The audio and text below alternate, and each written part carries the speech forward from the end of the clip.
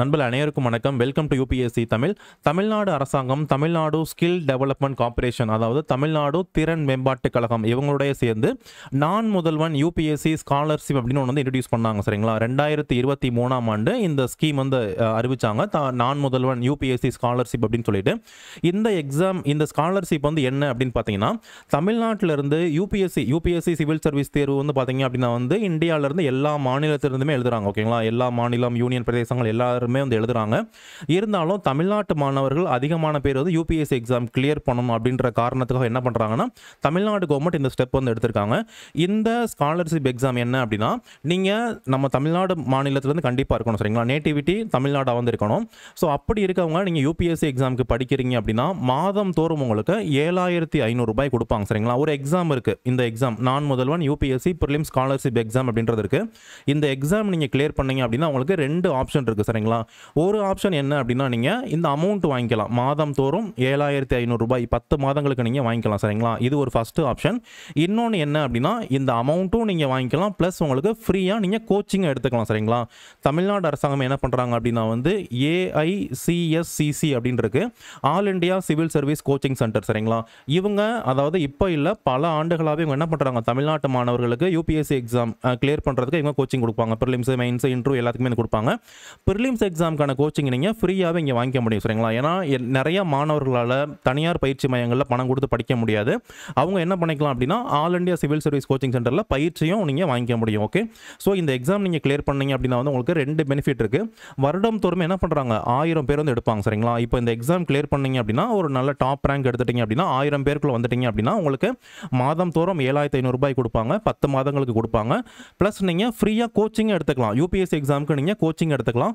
தமிழ்நாட்டில் 3 இடங்களில் கோச்சிங் கொடுப்பாங்க. சரிங்களா, ஒன்று பார்த்தீங்க அப்படின்னா வந்து சென்னையில், இன்னொன்று பார்த்தீங்க அப்படின்னா வந்து மதுரையில், இன்னொன்று பார்த்தீங்க அப்படின்னா வந்து கோயம்புத்தூரில். சரிங்களா, ஸோ இந்த 3 இடத்துலையுமே கோச்சிங் கொடுப்பாங்க. இதை பற்றி நம்ம கம்ப்ளீட்டாக நம்ம வந்து பார்க்கலாம். இது வந்து என்ன ஸ்காலர்ஷிப் எக்ஸாம், யாரெல்லாம் எலிஜிபிள், ஸோ எல்லாமே நம்ம கம்ப்ளீட்டாக நம்ம வந்து பார்ப்போம். ஸோ ஃபஸ்ட்டு வந்து பார்த்தோம் அப்படின்னா வந்து நான் சொன்னது தான் குடிமைப்பணி தேர்வு அப்படின்னா வந்து சிவில் சர்வீஸ் எக்ஸாம் தான். சிவில் சர்வீஸ் எக்ஸாமில் தமிழ்நாட்டு மாநிலத்தை சேர்ந்த மாணவர்கள் வந்து அதிகமான பேர் வந்து கிளியர் பண்ணணும், இந்த எக்ஸாம் வந்து கிளியர் பண்ணணும் அப்படின்ற காரணத்துக்காக என்ன பண்ணியிருக்காங்க, இந்த ஸ்கீம் வந்து கொண்டு வந்திருக்காங்க. சரிங்களா, ஸோ இந்த ஸ்கீம் பொறுத்த வரைக்கும் என்ன பண்ணுவாங்க அப்படின்னா வந்து ஒவ்வொரு வருடமே ஸோ இதே மாதிரி ஆகஸ்ட் மற்ற என்ன பண்ணுவாங்க, இந்த நோட்டிஃபிகேஷன் வந்து விடுவாங்க. இந்த நோட்டிஃபிகேஷன் மூலமா 1000 மாணவர்களை 1000 ஸ்டூடெண்ட்ஸ் என்ன பண்ணுறாங்க, செலக்ட் பண்ணுறாங்க. சரிங்களா, இந்த எக்ஸாம் வைக்கிறாங்க. இந்த எக்ஸாம் மூலமா 1000 மாணவர்கள் தேர்ந்தெடுக்கிறாங்க. இந்த 1000 மாணவர்களுக்கு 7500 ரூபாய், ஒரு மாதத்துக்கு 7500 ரூபாய் 10 மாதங்களுக்கு கொடுப்பாங்க. சரிங்களா, ஸோ இதுதான் வந்து இந்த ஸ்கீமு. ஸோ இது மட்டும் இல்லாமல் இதில் என்ன பண்ணிக்கலாம், நீங்கள் வந்து கோச்சிங் கூட எடுத்துக்க முடியும். All India civil service coaching centre, so எல்லாருக்குமே தெரியும்னு நினைக்கிறேன். யூபிஎஸ்சி ப்ரிப்பேர் பண்ணக்கூடிய எல்லாருக்குமே இந்த இன்ஸ்டியூட் கண்டிப்பாக தெரிஞ்சிருக்கும். So all India civil service coaching centre இங்கே என்ன பண்ணிக்க முடியும், உங்களால் ப்ரிலிம்ஸ் எக்ஸாமுக்கு கோச்சிங்க்கும் நீங்கள் சேர்ந்துக்க முடியும். சரிங்களா, ஒன்று இந்த அமௌண்ட்டும் நீங்கள் வாங்கிக்கலாம், ப்ளஸ் கோச்சிங்கும் நீங்கள் சேர்ந்துக்கலாம். ரெண்டுமே உங்களுக்கு இந்த எக்ஸாம் கிளியர் பண்ணுறது மூலயமா வந்து இருக்குது. இந்த எக்ஸாமுக்கு எப்படி அப்ளை பண்ணுறது, ஸோ இந்த டேட் என்ன, எல்லாமே நம்ம வந்து பார்க்கலாம். ஸோ ஃபஸ்ட்டு இந்த எக்ஸாமுக்கான நோட்டிஃபிகேஷன் என்னைக்கு வெளியிட்டிருக்காங்க அப்படின்னு பார்த்தீங்க அப்படின்னா வந்து 2/8/2024 ஆகஸ்ட் மாதம் 2ஆம் தேதி 2024 நோட்டிஃபிகேஷன் வெளியிட்டிருக்காங்க. சரிங்களா, ஸோ இந்த டேட்லேருந்து நீங்கள் என்ன பண்ணிக்கலாம், இந்த எக்ஸாமுக்கு அப்ளை பண்ணிக்கலாம். ஆகஸ்ட் 2லேருந்து நீங்கள் என்ன பண்ணிக்கலாம், இந்த எக்ஸாமுக்கு நீங்கள் வந்து அப்ளை பண்ணிக்கலாம். ஸோ நீங்கள் அப்ளை பண்ணுறதுக்கான லாஸ்ட் டேட் பார்த்தீங்க அப்படின்னா வந்து 17/8/2024 ஆகஸ்ட் மாதம் 17ஆம் தேதி தான் உங்களுக்கு லாஸ்ட் தேதி. சரிங்களா, இதுக்குள்ளே நீங்கள் என்ன பண்ணணும், எக்ஸாமுக்கு வந்து நீங்கள் அப்ளை பண்ணணும். ஸோ லாஸ்ட் டேட் வரைக்கும் வெயிட் பண்ணாமல் நீங்கள் ஃபஸ்ட்டே நீங்கள் அப்ளை பண்ணிடுங்க. ஓகே, ஸோ உங்களுக்கு எக்ஸாம் அப்ளை பண்ணுறதுக்கு 15 டேஸ் வந்து கொடுக்குறாங்க. ப்ளஸ் எக்ஸாம் என்னைக்கு அப்படின்னு பார்த்தீங்க அப்படின்னா வந்து செப்டம்பர் 15/9/2024 உங்களுக்கு எக்ஸாம் வந்து நடக்கும். ஸோ இந்த எக்ஸாமுக்கு ஹால் டிக்கெட் பார்த்தீங்க அப்படின்னா வந்து 1 வீக் முன்னாடி கொடுத்துரும் அப்படின்னு சொல்லியிருக்காங்க. சரிங்களா, ஸோ நுழைவு சீட்டு அப்படின்னா வந்து அட்மிட் கார்டு 9/9/2024 வெளியிட்டுருவோம் அப்படின்றத அவங்க வந்து சொல்லியிருக்காங்க. ப்ளஸ் இந்த எக்ஸாமோட ரிசல்ட், அதாவது இந்த எக்ஸாம் வந்து செப்டம்பர் 15 வந்து நடக்குது. சரிங்களா, செப்டம்பர் 15 காலை 10 மணிலேருந்து 12 மணி வரைக்கும் இந்த எக்ஸாம் வந்து நடக்கும். இந்த எக்ஸாமுடைய ரிசல்ட், இந்த எக்ஸாம் எழுதுறோம்ல, எக்ஸாம் எழுதுனா ரிசல்ட் வரும் இல்லையா, ஸோ இந்த ரிசல்ட் எப்போ வெளியிடுவாங்க அப்படின்னா வந்து 27/9/2024 ஒரு தற்காலிக தேதி சொல்லியிருக்காங்க. இந்த தேதியில் நாங்கள் வந்து வெளியிட்டுருவோம் அப்படின்னு சொல்லியிருக்காங்க. இந்த எக்ஸாம் நீங்கள் கிளியர் பண்ணிட்டீங்க அப்படின்னா வந்து சர்டிஃபிகேட் வெரிஃபிகேஷன் கூப்பிடுவாங்க. சரிங்களா, ஸோ சர்டிஃபிகேட் வெரிஃபிகேஷன் அக்டோபர் மாதம் 4ஆம் தேதி நடக்கும் அப்படின்னு சொல்லியிருக்காங்க. 4/10/2024 அந்த சர்டிஃபிகேட் வெரிஃபிகேஷன் நடக்கும். ஸோ நீங்கள் கோச்சிங் சேர்றீங்க அப்படின்னா உங்களுக்கு 10/10/2024 கோச்சிங் அப்படின்றது கொடுப்போம் அப்படின்னு சொல்லியிருக்காங்க. சரிங்களா, ஸோ இதுதான் டேட்ஸ் பொறுத்த வரைக்கும் நீங்கள் நல்லா நோட் பண்ணிக்கோங்க. இதில் முக்கியமான டேட் என்ன அப்படின்னா வந்து 3 தான். ஒன்று நீங்கள் எப்போ அப்ளை பண்ணணும், அப்ளை பண்ண ஸ்டார்டிங் டேட் வந்து so 2/8/2024, last date 17/8/2024, exam date 15/9/2024 சரிங்களா. ஸோ இந்த டேட்டில் நீங்கள் குறித்து வச்சுக்கோங்க. ஸோ இதெல்லாம் நம்ம அப்ளை பண்ணுற மாதிரி வந்து இருக்கும். ஸோ இந்த நான் முதல்வன் யூபிஎஸ்சி ப்ரிலிம்ஸ் ஸ்காலர்ஷிப் எக்ஸாம் எழுதி கிளியர் பண்ணால் என்ன பெனிஃபிட் கிடைக்கும் அப்படின்னு பார்த்தீங்கன்னா, ஸோ ஃபஸ்ட்டு வந்து உங்களுக்கு கவர்மெண்ட்டுடைய ஸ்காலர்ஷிப் கிடைக்கும் சரிங்களா. ஸோ மந்த்லி 7,500, ஒரு மாதத்துக்கு பார்த்தீங்க அப்படின்னா வந்து 7,500 ரூபாய் கொடுப்பாங்க. தொடர்ந்து 10 மாதங்கள் கொடுப்பாங்க சரிங்களா. ஒரு மாதத்துக்கு 7,500 ரூபாய் அப்படின்னு வச்சிங்கன்னா, ஸோ உங்களுக்கு டோட்டலாக 75,000 என்ன பண்ணுறாங்க, ப்ரிலிம்ஸ் எக்ஸாமுக்கு நீங்கள் படிக்கிறதுக்காக இந்த ஸ்காலர்ஷிப் அப்படின்றது கொடுப்பாங்க. இந்த ஸ்காலர்ஷிப் மட்டும் இல்லாமல் நீங்கள் என்ன பண்ணிக்கலாம் அப்படின்னா, நீங்கள் கோச்சிங் எடுத்துக்கலாம் சரிங்களா. ஸோ மொத்தமாக பார்த்தீங்க அப்படின்னா வந்து எத்தனை பேருக்கு இந்த செலக்ட் பண்ணுறாங்க அப்படின்னா வந்து 1000 பேர் செலக்ட் பண்ணுறாங்க. இந்த 1000 பேரில் ஸோ உங்களுக்கு கோச்சிங் எவ்வளோ பேர் கொடுக்குறாங்க அப்படின்னா வந்து 525 பேருக்கு வந்து கோச்சிங் மட்டுமே கொடுப்பாங்க. ஓகே, ஸோ சென்னையில் 325 பேர் கோச்சிங் கொடுப்பாங்க. ஸோ இந்த 325 பேர் டோட்டலாக 325 பேர் பார்த்தீங்க அப்படின்னா சென்னையில் நீங்கள் கோச்சிங் எடுத்துக்கலாம். ஸோ அதில் ஃபுல் டைம் கோச்சிங் நீங்கள் அங்கேயே தங்கி ஹாஸ்டல், ஸோ உங்களுக்கு ஃபுட்டு எல்லாமே அக்காமடேஷன் எல்லாமே பார்த்தீங்க அப்படின்னா வந்து 225 பேர், சென்னை பொறுத்த வரைக்கும் 225 பேருக்கு வந்து ஃபுல் டைம் கோச்சிங் அப்படின்னா வந்து உங்களுக்கு ஹாஸ்டல் ஃபெசிலிட்டி இருக்கும். ஸோ ஃபுட்டு ப்ளஸ் கிளாஸஸ் எல்லாமே வந்து இருக்கும் சரிங்களா. ஸோ பார்ட் டைம் அப்படின்னா வந்து உங்களுக்கு ஹாஸ்டல் இருக்காது. ஸோ ஹாஸ்டல் வந்து உங்களுக்கு ஹாஸ்டல் ஃபெசிலிட்டி இருக்காது சரிங்களா. ஸோ நீங்கள் இதை பார்த்துக்கிற மாதிரி வந்துருக்கும். பார்ட் டைமாக நீங்கள் அட்டன் பண்ணுற மாதிரி வந்துருக்கும். ஸோ ஓகே, ஸோ சென்னையில் மட்டும்தான் உங்களுக்கு பார்ட் டைம் அப்படின்றது இருக்குது. ஸோ மிச்ச மதுரையில், கோயம்புத்தூரில் வந்து ஃபுல் டைம் மட்டும்தான் இருக்குது சரிங்களா. ஸோ சென்னையில் மட்டும் ஃபுல் டைமும் இருக்குது, பார்ட் டைமும் இருக்குது. ஸோ மற்ற இடங்களில் ஃபுல் டைம் மட்டும்தான் வந்து இருக்குது. ஓகே, ஸோ சென்னையில் அந்த மாதிரி பார்க்குறப்ப 325 பேர் எடுக்கிறாங்க. ஸோ 325 ஸ்டூடெண்ட்ஸில் பார்த்தீங்க அப்படின்னா வந்து full time students 225, part time students 100 students வந்து எடுக்கிறாங்க சரிங்களா. ஸோ மதுரையில் 100 ஸ்டூடெண்ட்ஸ் வந்து எடுப்பாங்க. அதே மாதிரி கோயம்புத்தூரில் 100 ஸ்டூடெண்ட்ஸ் தான் எடுக்கிறாங்க. ஸோ 525 ஸ்டூடெண்ட்ஸ் என்ன பண்ணிக்க முடியும், இந்த ஸ்கீம் மூலிமா இந்த ஃப்ரீ கோச்சிங் அப்படின்றத எடுத்துக்க முடியும் சரிங்களா. ஸோ நெக்ஸ்ட் பார்க்குறப்ப இந்த 1000 பேர் இந்த இது பொறுத்த வரைக்கும் ஸோ தமிழ்நாடு அரசாங்கம் தான் நடத்துகிறாங்க. அதனால தமிழ்நாடு ரிசர்வேஷன் அப்படின்றத இங்கே வந்து பொருந்தும். தமிழ்நாடு பொறுத்த வரைக்கும் பார்த்தீங்க அப்படின்னா வந்து 69% ரிசர்வேஷன் அப்படின்றது இருக்குது சரிங்களா. ஸோ இங்கே நீங்கள் வந்து பிசி கேட்டகரியாக இருக்கீங்க, பிற்படுத்தப்பட்டோர் இருக்கீங்க அப்படின்னா பிற்படுத்தப்பட்டோரில் வந்து 265 பேர் எடுக்கிறாங்க. ஸோ அதுக்கடுத்து பிசிஎம் பிற்படுத்தப்பட்டோரில் முஸ்லீம் பார்த்தீங்க அப்படின்னா வந்து 35 பேர் வந்து எடுப்பாங்க. ஸோ அதுக்கடுத்து எம்பிசி, டிஎன்சி இந்த கேட்டகரியிலேருந்து 200 பேர் வந்து எடுக்கிறாங்க. அதுக்கடுத்து எஸ்சி மாணவர்கள் 150 பேர் எடுக்கிறாங்க. எஸ்சிஏ அருந்ததியினர் அவங்க வந்து 30 பேர் எடுப்பாங்க. ஸோ பழங்குடியினர் எஸ்டி 10 பேர் வந்து எடுக்கிறாங்க.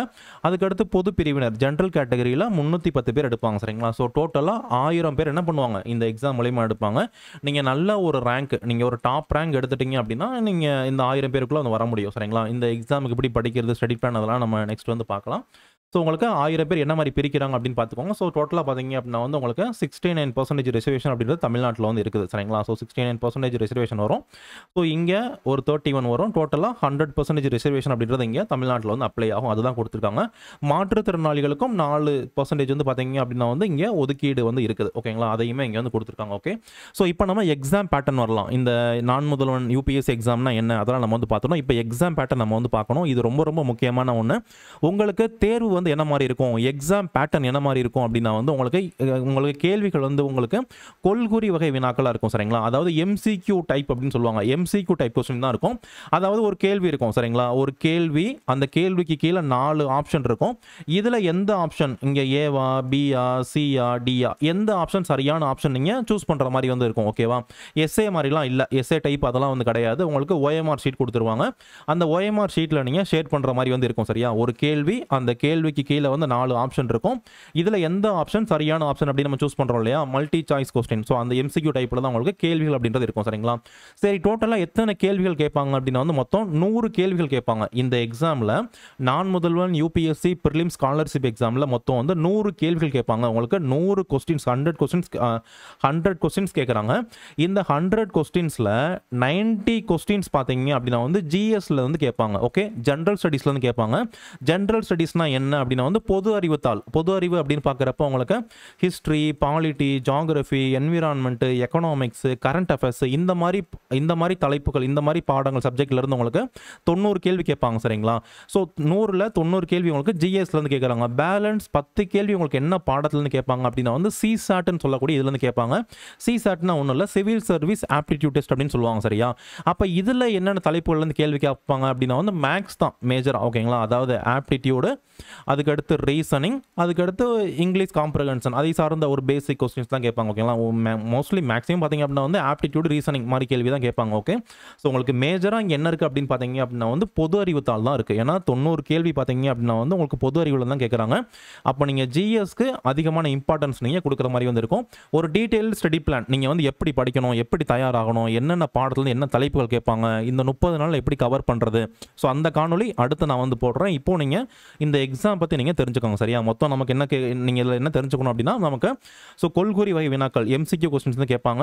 அதில் நமக்கு 100 கேள்வி கேட்குறாங்க. 90 கேள்வி நமக்கு ஜென்ரல் ஸ்டடீஸ்லேருந்து கேட்குறாங்க. ஓகேவா. பொது அறிவுலேருந்து கேட்குறாங்க. 10 கேள்வி நமக்கு மேக்ஸ்லேருந்து கேட்குறாங்க. இப்படின்றத நீங்கள் தெரிஞ்சுக்கோங்க. சரியா. மொத்த கேள்விகள் 100 கேள்வி. ஒரு கேள்விக்கு வந்து 2 மதிப்பெண்கள். மொத்தம் வந்து பார்த்தீங்க அப்படின்னா வந்து 200 மதிப்பெண்கள் இருக்குது. ஓகே. So 100 questions. ஓகே. ஒரு கேள்விக்கு ஒன் கொஸ்டினுக்கு பார்த்தீங்க அப்படின்னா வந்து 2 மார்க்ஸு. ஓகே. 2 மார்க்ஸு டோட்டலாக பார்த்தீங்க அப்படின்னா வந்து 200 மார்க்ஸ். ஓகே. ஸோ 100 கொஸ்டின்ஸு 200 மார்க்ஸுக்கு இந்த எக்ஸாம் வந்து நடக்கும். உங்களுக்கு 2 ஹவர்ஸ் தான் இந்த எக்ஸாம் பார்த்தீங்க அப்படின்னா வந்து 2 மணி நேரம் கொடுப்பாங்க. சரிங்களா. மொத்தம் வந்து 100 கேள்வி 120 நிமிடங்கள் உங்களுக்கு கொடுக்குறாங்க. 100 கொஸ்டின்ஸு 120 மினிட்ஸ் உங்களுக்கு கொடுக்குறாங்க. சரியா. ஸோ இதுதான் இது வரைக்கும். அதாவது 2023 எப்படி வச்சுருந்தாங்கன்னா உங்களுக்கு 150 கேள்வி கேட்பாங்க. ஓகேங்களா. 150 கேள்வி கேட்டுட்டு இருந்தாங்க. இப்போ வந்து இந்த எக்ஸாம் பேட்டர்னை சேஞ்ச் பண்ணிட்டாங்க. 100 கேள்வி அப்படின்னு மாற்றிட்டாங்க. இதுக்கு முன்னாடி இதில் நெகட்டிவ் மார்க்கிங் அப்படின்றதே இல்லை. நெகட்டிவ் மார்க் அப்படின்னு இல்லை. ஆனால் இந்த மாதிரி என்ன பண்ணியிருக்காங்க அப்படின்னா வந்து நெகட்டிவ் மார்க் எதிர் மதிப்பெண்கள் அப்படின்னு என்ன பண்ணியிருக்காங்க ஒன்று வந்து கொண்டு வந்திருக்காங்க. சரிங்களா. இப்போ ஒரு கேள்வி இருக்குது, நம்ம வந்து வச்சுக்கலாம். ஓகே. ஸோ இப்போது ஒரு கேள்வி இருக்குது. ஓகே. ஒரு நிமிஷம் சொல்லுங்க. இப்போ வந்து ஃபஸ்ட்டு கேள்வி வந்து இருக்குது, 2வது கேள்வி இருக்குது, 3வது கேள்வி, 4வது கேள்வி, 5வது கேள்வி. சரியா. ஒரு 5 கேள்வி இருக்குது. ஓகே. எனக்கு முதல் கேள்விக்கு எனக்கு விடை வந்து தெரியும். ஓகே. நான் சரியான விடையை நான் வந்து கொடுத்துட்றேன். 2வது கேள்விக்கு எனக்கு விடை தெரியும், நான் சரியான விடை வந்து நான் கொடுத்துட்றேன். 3வது கேள்விக்கு எனக்கு விடை தெரியலை, நான் பிளாங்காக வந்து நான் வந்து விட்டுறேன். சரிங்களா. நான் எதையுமே குறிக்காமல் விட்டுருவேன். 4வது கேள்விக்கும் எனக்கு விடை வந்து தெரியலை, நான் பிளாங்காக வந்து விட்டுடுறேன். 5வது கேள்விக்கு நான் வந்து ஏதோ ஒரு விடை நான் கொடுக்குறேன், ஆனால் அந்த விடை வந்து தவறாயிருச்சு. சரிங்களா. நான் கொடுத்த விடை தவறாக வந்து போயிருச்சு. ஓகே. ஸோ இந்த மாதிரி இருக்குது அப்படின்னா எப்படி நெகட்டிவ் மார்க்கிங் வந்து கால்குலேட் பண்ணுவாங்க அப்படின்னா நீங்கள் சரியாக கொடுத்துருக்கீங்க இல்லையா. ஸோ அதுக்கு ஃபுல் மார்க் கொடுத்துருவாங்க. ஃபஸ்ட்டு கேள்விக்கு நீங்கள் சரியான ஒரு விடை கொடுத்துட்டீங்களா, இதுக்கான மார்க் எவ்வளவு, 2 மார்க் கொடுத்துருவாங்க. 2வது கேள்விக்கு எத்தனை மார்க்கு, 2 மதிப்பெண்கள் கொடுத்துருவாங்க. சரிங்களா. ஸோ 3வது கேள்விக்கு எத்தனை மதிப்பெண்கள், நீங்கள் எதுவுமே குறிக்கலை. ஓகே. அப்போ 0 மார்க் இதுக்கு. 4வது கேள்விக்கு நீங்கள் எதுவுமே குறிக்கலை. ஓகேவா. அப்போ இதுக்கு 0 மார்க்கு.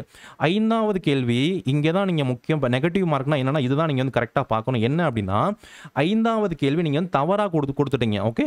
ஸோ இதுக்கு என்ன பண்ணுவாங்கன்னா தவறாக கொடுத்த கேள்விக்கு இங்கே கொடுத்துருக்காங்க பாருங்க, 1/3 மதிப்பெண்கள் நாங்கள் வந்து கழிப்போம் அப்படின்னு கொடுத்துருக்காங்க. சரியா. ஸோ அப்போ என்ன பண்ணுவாங்க அப்படின்னா வந்து ஸோ உங்களுக்கு 2ல் அதாவது 2 வந்து நீங்கள் 3 வச்சுட்டீங்க அப்படின்னா வந்து 3ல் ஒரு பகுதி. ஓகே. அப்போ 0.66 மார்க் உங்களுக்கு மைனஸ் பண்ணிடுவாங்க. ஓகேவா. அப்போ 4 மதிப்பெண்கள் நீங்கள் வாங்கியிருக்கீங்கல்ல, அந்த சரியாக வாங்கின மதிப்பெண்கள்லேருந்து 0.66 உங்களுக்கு மைனஸ் பண்ணிடுவாங்க. ஓகே. ஸோ இதில் நீங்கள் என்ன தெரிஞ்சுக்கணும் அப்படின்னா நீங்கள் சரியான விடை கொடுத்தீங்க அப்படின்னா வந்து ஃபுல் மார்க் கொடுத்துருவாங்க. எதுவுமே நீங்கள் கொடுக்கல, நீங்கள் பிளாங்காக உங்களுக்கு தெரியாத கேள்வியை நீங்கள் பிளாங்காக விட்டீங்க அப்படின்னா வந்து எதுவுமே பண்ண மாட்டாங்க. மார்க்கே கொடுக்க மாட்டாங்க. சரிங்களா. ஜஸ்ட் 0 மார்க் கொடுத்துருவாங்க. ஆனால் நீங்கள் தவறான விடை கொடுத்தீங்க அப்படின்னா வந்து நீங்கள் சரியாக எத்தனை கேள்விகள் போட்டிங்களோ, நீங்கள் கரெக்டாக போட்டிங்கல்ல, அதில் இருந்து நீங்கள் தவறாக போடுற ஒவ்வொரு கேள்விக்கும் என்ன பண்ணுவாங்க, ஸோ 0.66 மார்க் உங்களுக்கு மைனஸ் பண்ணுவாங்க. ஓகே. ஸோ இதுலேருந்து என்ன தெரியணும் அப்படின்னா உங்களுக்கு சரியாக தெரியுது அப்படின்னா அதை நீங்கள் கொடுங்க. உங்களுக்கு அந்த ஆன்சர் தெரியல அப்படின்னா நீங்கள் பிளாங்காக விட்டுருங்க. ஓகேவா. நீங்கள் தவறான ஆன்சர் கொடுத்துட்டீங்க அப்படின்னா உங்களுக்கு 0.66 மார்க் உங்களுக்கு மைனஸ் பண்ணிடுவாங்க. ஓகே. ஸோ இதுதான் மைனஸ் மார்க்கு.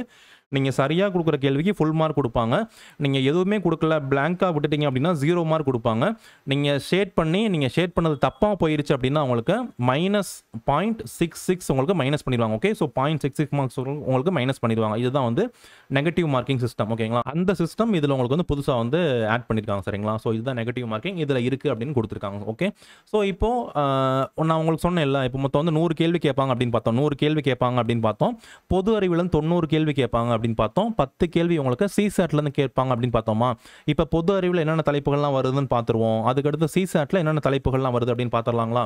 ஸோ ஃபஸ்ட்டு பார்த்தோம் அப்படின்னா வந்து பொது அறிவு. ஓகே, பொது அறிவு நான் வந்து ஜென்ரல் ஸ்டடீஸ். ஜென்ரல் ஸ்டடீஸில் என்னென்ன தலைப்புகள்லாம் கேட்குறாங்க அப்படின்னா வந்து current events of national and international importance அப்படின்றது கேட்குறாங்க. கரண்ட் ஈவெண்ட்ஸ் அப்படின்னா ஒன்றும் இல்லை, நடப்பு நிகழ்வுகள். ஓகேவா, கரண்ட் அஃபேர்ஸ் இருக்குல்ல, கரண்ட் அஃபேர்ஸ் அப்படின்னு சொல்கிறோம் இல்லையா, அதுதான்.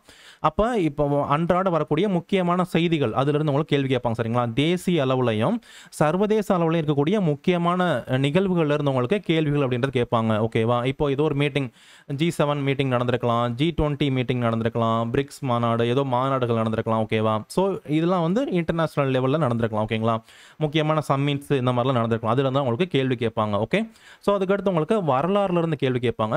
History of India and Indian national movement இந்த தலைப்புலேருந்து கேள்வி கேட்பாங்க. ஹிஸ்ட்ரி ஆஃப் இந்தியா அப்படின்னா வந்து இந்தியாவினுடைய வரலாறு. இந்தியாவோட வரலாறு நம்ம எப்படி பார்க்கலாம்? ஒன்று ஏன்ஷியன்ட் இந்தியன் ஹிஸ்ட்ரி, பண்டைய கால இந்திய வரலாறு.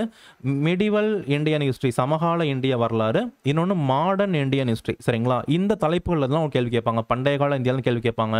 சமகால இந்தியா, டெல்லி சுல்தான்ஸு, முகல்ஸு, விஜயநகர பேரரசு, பாமினி கிங்டம், இதில் தான் கேள்வி கேட்பாங்க. சரிங்களா, மாடர்ன் இந்தியன் ஹிஸ்ட்ரி அப்படின்னு பார்க்குறப்ப நமக்கு இந்தியா பொறுத்த வரைக்கும் பார்த்தீங்க அப்படின்னா வந்து ஒரு 5 நாடுகள் இந்தியாவுக்கு வர்றாங்கல்ல. போர்ச்சுகல் இந்தியாவுக்கு வர்றாங்க, டச்சு இந்தியாவுக்கு வர்றாங்க, பிரிட்டிஷ் இந்தியாவுக்கு வர்றாங்க, ஸோ டென்மார்க், டேனிஷ்காரங்க இந்தியாவுக்கு வர்றாங்க, ஃப்ரான்ஸ்காரங்க இந்தியாவுக்கு வர்றாங்க. சரிங்களா, ஒரு 5 நாடுகள் இந்தியாவுக்கு வணிகம் பண்ணுறதுக்காக வர்றாங்க. இந்த 5 நாடுகளில் பிரிட்டிஷ்ன்னு சொல்லக்கூடிய நாடு, ஆங்கிலேயர்கள் அப்படின்னு சொல்கிறோம் இல்லையா, பிரிட்டிஷ், யுனைடெட் கிங்டம், யூகேன்னு ஒரு நாடு இருக்குல்ல, இந்த நாடு தான் இந்தியாவை என்ன பண்ணுறாங்க, அடிமைப்படுத்துகிறாங்க. ஓகே, ஸோ அந்த நம்மளை அடிமைப்படுத்தின பிரிட்டிஷ்கிட்ட இருந்து நம்ம என்ன பண்ணுறோம், நம்ம பல்வேறு போராட்டங்கள் பண்ணி இந்தியா வந்து சுதந்திரம் அடையுது. ஓகேவா, அந்த சுதந்திரம் வாங்கினதை நீங்கள் டீப்பாக படிக்கிறது தான் இந்த Indian national moment. Okay, so அப்போது இந்தியாவோட ஒட்டுமொத்த ஹிஸ்ட்ரி நம்ம வந்து படிக்கிறோம். ஓகேங்களா, ஒட்டுமொத்த ஹிஸ்ட்ரி நம்ம வந்து படிக்கிறோம். அதுக்கடுத்து மாடர்ன் இந்தியன் ஹிஸ்ட்ரியில், நவீனகால இந்தியா வரலாறுல நீங்கள் இந்தியன் நேஷனல் மூமெண்ட் இதையுமே நீங்கள் படிப்பீங்க. ஓகே, ஸோ அப்போ நமக்கு ஹிஸ்ட்ரியிலேருந்து நமக்கு கேள்விகள் அப்படின்றது கேட்பாங்க. ஸோ அதுக்கடுத்து ஜாகிரஃபி அப்படின்னு பார்க்குறப்ப நம்ம இந்தியன் ஜாகிரஃபி, இந்தியாவினுடைய புவியியலை நம்ம வந்து படிக்கணும். உலக புவியியலை நம்ம வந்து படிக்கிற மாதிரி வந்து இருக்கும். So physical geography, social geography, economic geography. Okay, so economic ஜாகிரஃபின்னு பார்க்குறப்ப எல்லாமே இந்தியா, வேர்ல்டு தான். நீங்கள் இதில் ஜாகிரஃபி மட்டும்தான் நீங்கள் வேர்ல்டு, உலக அளவில் படிக்கிற மாதிரி வந்துருக்கும். மிச்சதெல்லாம் பார்த்தீங்க அப்படின்னா வந்து இந்தியா தான். ஓகேங்களா, ஹிஸ்ட்ரினா வந்து இந்தியன் ஹிஸ்ட்ரி மட்டும் படித்தா போதும், வேர்ல்டு ஹிஸ்ட்ரிலாம் நமக்கு தேவையில்லை. ஓகேங்களா, அப்போ எல்லா பாடமே உங்களுக்கு இந்தியா பற்றி மட்டும்தான் படிக்கிற மாதிரி வந்திருக்கும். ஒரே ஒரு பாடம் மட்டும் நீங்கள் வேர்ல்டு பற்றி படிக்கணும். அது என்ன அப்படின்னா வந்து ஜாகிரஃபி மட்டும்தான். சரிங்களா, ஸோ இதை நீங்கள் நோட் பண்ணிக்கோங்க. ஸோ நெக்ஸ்ட் உங்களுக்கு பாலிட்டிலேருந்து கேள்வி கேட்பாங்க. இந்திய அரசியல் அமைப்புலேருந்து உங்களுக்கு கேள்வி கேட்பாங்க. அரசு நிர்வாகம், கவர்னன்ஸ்லேருந்து கேள்வி கேட்பாங்க. சரிங்களா, constitution, political system, panchayat Raj, public policy. Okay, உரிமை சார்ந்த பிரச்சனைகள், ரைட்ஸ் இஸ்யூஸ், இதுல இருந்து அவங்களுக்கு கேள்வி அப்படின்னு கேட்பாங்க. இது எல்லாமே வந்து இந்தியன் பாலிட்டின்னு சொல்லக்கூடிய டாபிக்ல இருந்து தான் வரும். ஸோ இதுல இருந்து அவங்களுக்கு கேள்வி அப்படின்னு கேட்குறாங்க. ஓகே, ஸோ அதுக்கடுத்து எக்கனாமிக்ஸ், இந்திய பொருளாதாரத்துல இருந்து உங்களுக்கு கேள்வி கேட்பாங்க. Economic and social development. ஓகேங்களா, பொருளாதார மற்றும் சமூக வளர்ச்சி, உங்களுக்கு இதுல இருந்து உங்களுக்கு வந்து கேள்வி வந்து கேட்குறாங்க.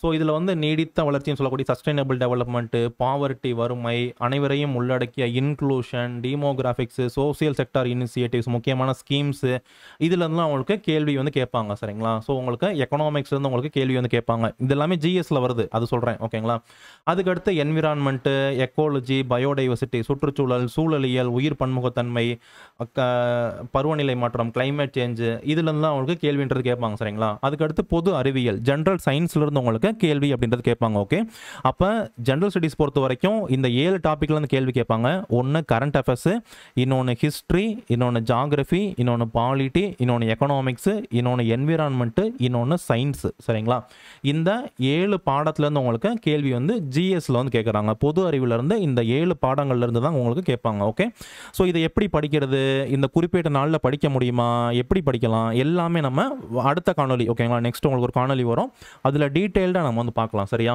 ஸோ நெக்ஸ்ட் பார்த்தீங்க அப்படின்னா வந்து CSAT, civil service aptitude test அப்படின்னு சொல்லுவாங்க. இதில் மேஜராக 3 தான். ஓகேங்களா, ஒன்று வந்து இங்கிலீஷ் காம்ப்ரஹென்ஷன், இது வந்து அதிக அளவில் கேட்க வாய்ப்பு இல்லை. 4 முதல் எக்ஸாம்லாம் கேட்க வாய்ப்பு இல்லை. வேணா மேலோட்டமாக வந்து பார்த்துக்கோங்க. ஏன்னா இது 10 தான் கேட்குறாங்க. அதாவது 90 கேள்வி உங்களுக்கு ஜிஎஸ்ல இருந்தும் 10 கேள்வி மட்டும் தான் சிசாட்லேருந்து கேட்க போகிறாங்க. 10 கொஸ்டின்ஸ் தான் கேட்பாங்க. அப்போ 10 கொஸ்டின் உங்களுக்கு இந்த தலைப்புகள்லேருந்து எல்லாம் கேட்பாங்க. இதில் குறிப்பாக நீங்கள் பார்க்க வேண்டியது ஒன்று வந்து ரீசனிங். சரிங்களா, ரீசனிங், அதுக்கடுத்து உங்களுக்கு ஆப்டிடியூட் சரிங்களா, ரீசனிங் ஆப்டிடியூட் 2 மட்டும் பார்த்தா வந்து போதும். சிசாட் பொறுத்த வரைக்கும் உங்களுக்கு பேசிக்காக உங்கள்கிட்ட வந்து நம்மள்ட்ட வந்து என்சிஆர்டி புக் இருக்கும்ல, என்சிஆர்டி புக்கில் இருக்கக்கூடிய அடிப்படை கணிதம் 6வதுலேருந்து 10வது வரைக்கும் இருக்கக்கூடிய அடிப்படை கணிதம் நீங்கள் வந்து பார்க்கலாம்.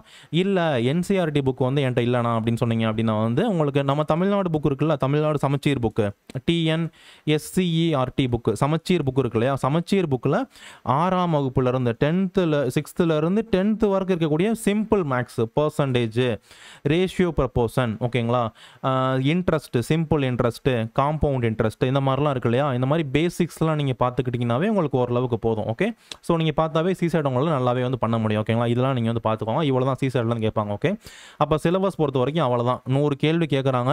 இந்த 100 கேள்வியில் 90 கேள்வி உங்களுக்கு ஜிஎஸ்லேருந்து கேட்குறாங்க, 10 கேள்வி உங்களுக்கு சிசாட்லேருந்து கேட்குறாங்க. ஜிஎஸ் அந்த 7 தலைப்பு பார்த்துட்டோம். சிசாட்டை பொறுத்த வரைக்கும் இங்கே இருக்க அந்த தலைப்புகள் தான் சரிங்களா, அதாவது ரீசனிங் ஆப்டிடியூடு இதில் தான் உங்களுக்கு கேள்வி கேட்பாங்க சரிங்களா. ஸோ இதை பார்த்துக்கோங்க. நெக்ஸ்ட் கல்வி தகுதி, எஜுகேஷனல் குவாலிஃபிகேஷன், யாரெல்லாம் இந்த எக்ஸாமுக்கு வந்து அப்ளை பண்ணலாம், என்ன படிச்சிருக்கணும் அப்படின்னு கேட்டிங்க அப்படின்னா வந்து ஒரு டிகிரி நீங்கள் படிச்சிருக்கணும். ஓகே, ஸோ நீங்கள் அங்கீகரிக்கப்பட்ட பல்கலைக்கழகங்கள்லேருந்து அங்கீகரிக்கப்பட்ட டிகிரி நீங்கள் படிச்சிருந்தீங்க அப்படின்னா நீங்கள் வந்து எலிஜிபிள் தான். ஸோ யூஜிசி வந்து அங்கீகாரம் கொடுத்துக்கூடிய எந்த டிகிரியாக தான் நீங்கள் வந்து படிக்கலாம். நீங்கள் வந்து ரெகுலரில் படிச்சிருக்கலாம், இல்லைனா கரஸ்பாண்டன்ஸில் படிச்சிருக்கலாம், எப்படி படித்தாலும் ஓகே தான். யூபிஎஸ்சி எக்ஸாமுக்கு நீங்கள் எலிஜிபிள்னா இந்த எக்ஸாமுக்கு நீங்கள் வந்து எலிஜிபிள் தான்.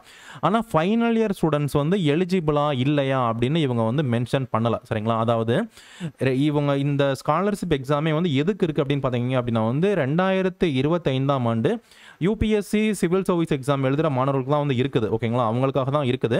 நீங்கள் 2025 யூபிஎஸ்சி சிவில் சர்வீஸ் எக்ஸாமுக்கு எலிஜிபிள் அப்படின்னா அந்த நான் முதல்வன் எக்ஸாமுக்கு எலிஜிபிள் தான் சரிங்களா. ஸோ நீங்களும் அப்ளை பண்ணலாம் தான் நினைக்கிறேன்.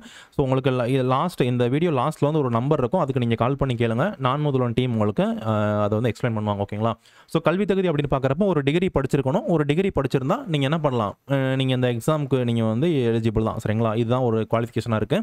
ஸோ அதுக்கடுத்து வயது வரம்பு, உங்களுக்கான ஏஜ் லிமிட் அப்படின்னு பார்க்குறப்ப 1/8/2025 சரிங்களா, அதாவது அடுத்த வருடம் ஆகஸ்ட் மாதம் 1ஆம் தேதி உங்களுக்கு 21 வயது வந்து கம்ப்ளீட் ஆயிருக்கணும் சரிங்களா. அதாவது 1/8/2025 இந்த டேட்டில் உங்களுக்கு 21 இயர்ஸ் வந்துருக்கணும் சரிங்களா. அதாவது 2024 இவங்க கேட்கல, உங்களுக்கு நெக்ஸ்ட் இயர் 2025 உங்களுக்கு வந்து 21 வயது வந்துருமா அப்படின்னு தான் கேட்குறாங்க சரியா. ஸோ இதை நீங்கள் வந்து பார்த்துக்கோங்க. ஸோ உங்களுக்கு நெக்ஸ்ட் இயர் ஆகஸ்ட் மாதம் 1ஆம் தேதி 21 வயது கம்ப்ளீட் ஆயிரும் அப்படின்னா நீங்கள் வந்து இந்த எக்ஸாமுக்கு வந்து எலிஜிபிள் தான். ஸோ அதுக்கடுத்து இதில் ரிலாக்ஸேஷன் இருக்குது சரிங்களா. எப்போ குறைந்தபட்ச வயது அப்படின்னு பார்க்குறப்ப எல்லா கம்யூனிட்டிக்குமே வந்து சேம் தான். உங்களுக்கு வந்து அதிகபட்ச வயது அப்படின்னு பார்க்குறப்ப சரிங்களா, உங்களுக்கு மேக்ஸிமம் ஏஜ் அப்படின்னு பார்க்குறப்ப நீங்கள் வந்து எஸ்டி, எஸ்சி, எஸ்டி, எஸ்சிஏ ஓகேங்களா, எதில் இருந்தாலுமே உங்களுக்கு 37 வயது வரைக்கும் நீங்கள் எழுத முடியும் சரிங்களா. SC category, ST category, SCA இவங்க எல்லாருமே வந்து 37 வயது வரைக்கும் இந்த எக்ஸாம் வந்து எழுதலாம்.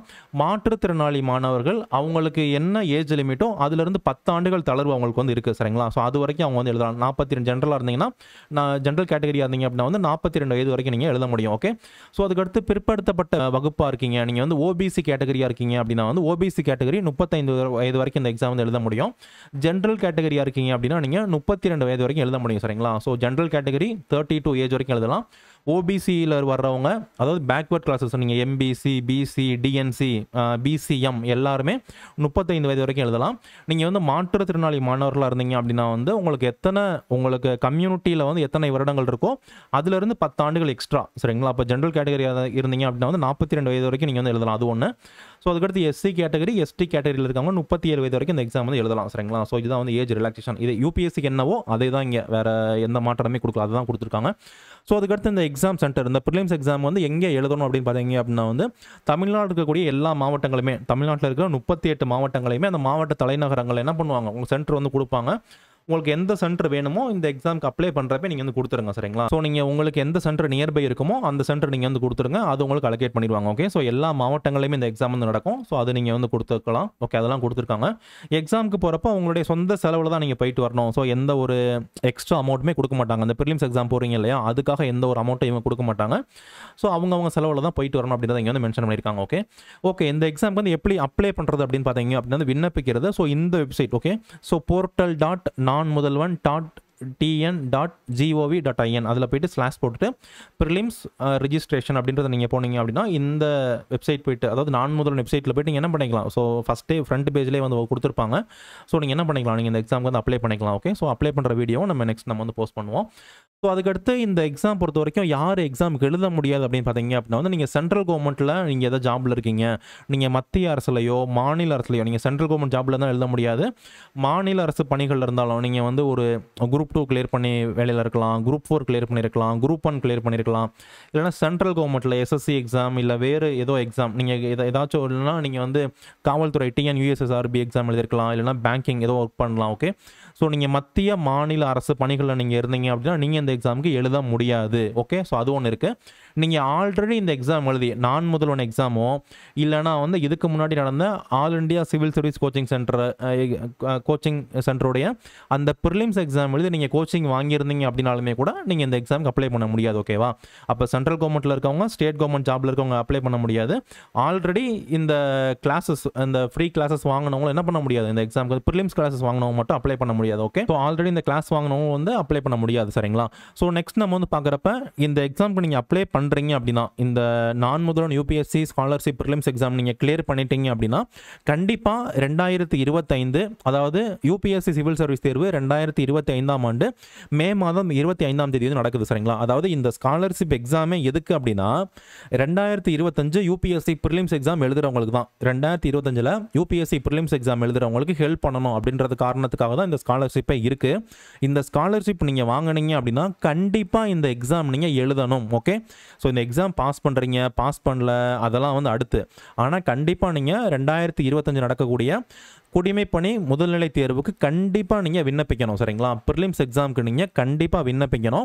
விண்ணப்பிச்சுட்டு அந்த அப்ளிகேஷன் ஃபார்மை வந்து நீங்கள் என்ன பண்ணணும், அவங்களுக்கு நீங்கள் சென்ட் பண்ணணும். அந்த எக்ஸாமுக்கு நான் வந்து அப்ளை பண்ணிட்டேன் அப்படின்றத நீங்கள் சென்ட் பண்ணணும். சரிங்களா, நீங்கள் சென்ட் பண்ணலை அப்படின்னா நீங்கள் அந்த பிப்ரவரியிலேருந்து என்ன பண்ணிடுவாங்க, உங்களுக்கான அந்த அமௌண்ட் வந்து ஸ்டாப் பண்ணிடுவாங்க. ஓகே, ஸோ இதையும் நீங்கள் பார்த்துக்கோங்க. ஸோ இதையுமே இங்கே வந்து கொடுத்துருக்காங்க. சரியா, ஸோ அதே மாதிரி உங்களுக்கு இந்த பயிற்சி பற்றி கொடுத்துருக்காங்க. ஸோ இது ஆல்ரெடி பார்த்தது தான். சென்னையில் பார்த்தீங்க அப்படின்னா வந்து முழு நேர பயிற்சி ஃபுல் டைம் 225 பேருக்கும், ஸோ பார்ட் டைம் 100 பேருக்கு வந்து கொடுக்குறாங்க. கோயம்புத்தூரில் 100 பேருக்கு பயிற்சி கொடுக்குறாங்க. மதுரையில் பார்த்தீங்க அப்படின்னா வந்து 100 பேருக்கு பயிற்சி கொடுக்குறாங்க. டோட்டலாக 525 பேருக்கு இந்த எக்ஸாம் மூலயமா வந்து பயிற்சின்றது கொடுக்குறாங்க. சரிங்களா, ஸோ அதெல்லாம் கொடுத்துருக்காங்க. இந்த எக்ஸாம் பொறுத்த வரைக்கும் நீங்கள் என்ன பண்ணிக்கலாம், நான் ஆல்ரெடி சொன்னபடி நீங்கள் அமௌண்ட் மட்டுமே வாங்கிக்கலாம். 7500 ரூபாய் அமௌண்ட் மட்டுமே வாங்கிக்கலாம். இது ஒரு ஆப்ஷன்.